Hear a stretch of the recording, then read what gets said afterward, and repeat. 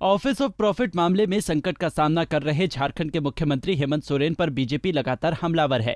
इसी बीच बीजेपी विधायक दल के नेता बाबूलाल मरांडी ने एक बार फिर से हेमंत सोरेन पर हमला बोला।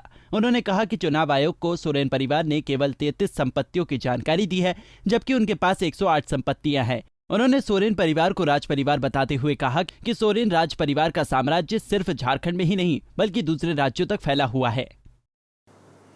जो सीबीआई और इनकम टैक्स वालों ने जो एकत्रित किया था, जो इकट्ठा किया, इनकी जो प्रॉपर्टीज है, जो संपत्ति है हेमंत सोरेन परिवार की या शिबू सोरेन परिवार की, तो वो संपत्ति को इकट्ठा किया गया। या तो उन्होंने इनकम टैक्स में दर्शाया है, या फिर इलेक्शन जब चुनाव जो लोग लड़ रहे थे, जैसे कई लोग चुनाव नहीं लड़े हैं, वो तो नहीं दर्शाएंगे, उनकी पत्नी जैसी है,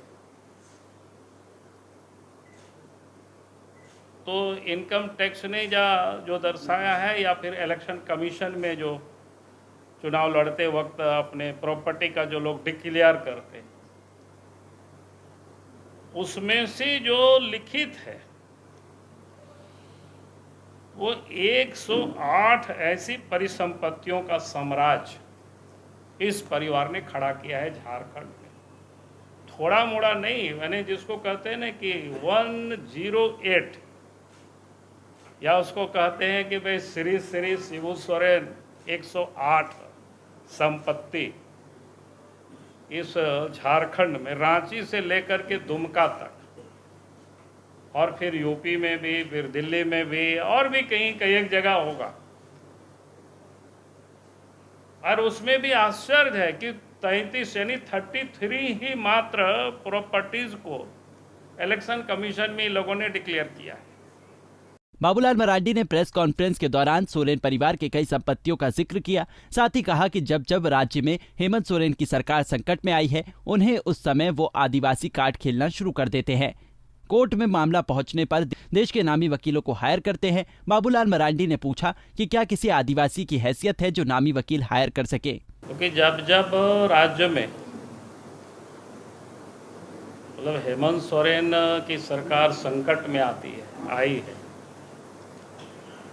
या उनको संकट का एहसास होता है कि अब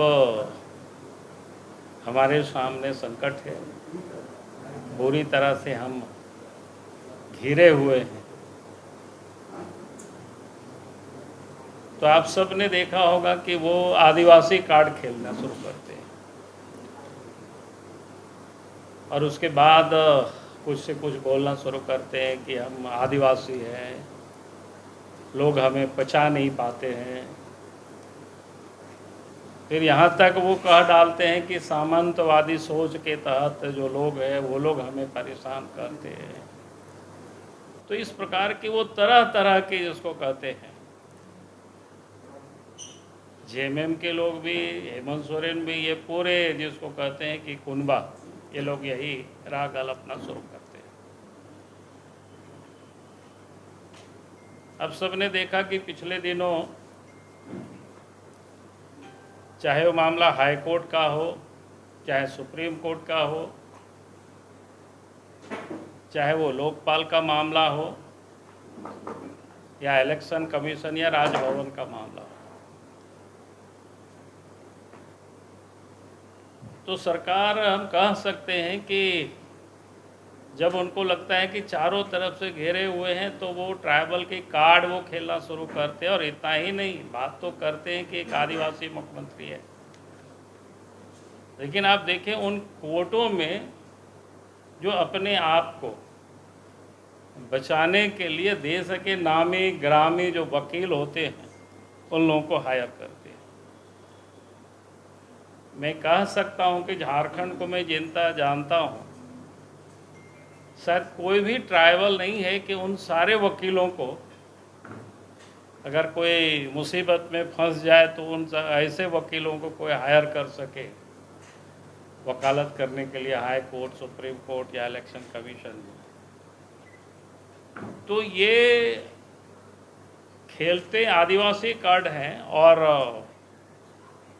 व्यवहार जो इनका आप देखेंगे पूरी तरह से वो सामंतवादी का वो दिखता है। वहीं बाबूलाल मरांडी के आरोप पर मुख्यमंत्री हेमंत सोरेन ने भी पलटवार किया। उन्होंने कहा कि बीजेपी बाबूलाल मरांडी को सिर्फ बोलने के लिए रखी है।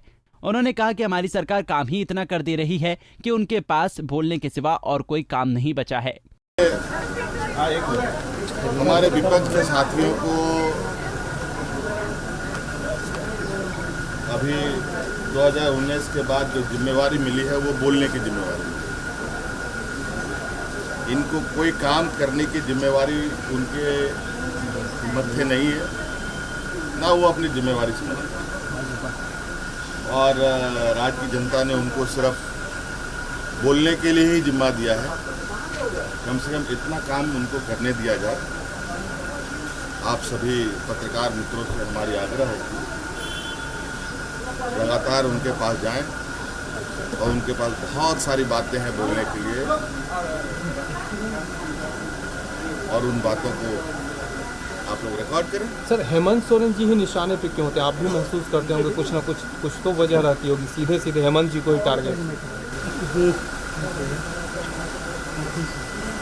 पता नहीं ऐसा क्या है,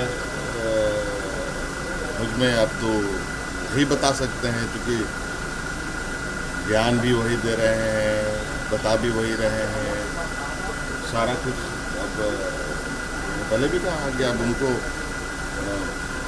5 साल सरकार ने बोलने का जिम्मा दिया है, तो वो काम बखूबी से निभाएं।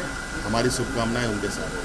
बहरहाल बीजेपी एक तरफ जहां भ्रष्टाचार का आरोप लगाकर हेमंत सोरेन और उनकी सरकार को गिराने का लगातार प्रयास कर रही है, वहीं हेमंत सरकार ओल्ड पेंशन योजना, नई खेल नीति जैसे कई जनहित से जुड़ी योजनाओं को धरातल पर उतारकर जनता का भरोसा जीतने में लगी हुई है। ऐसे में देखना होगा झारखंड में होने वाले 2024 के लोकसभा चुनाव में किस पार्टी को अपना सिरमौर बनाती है।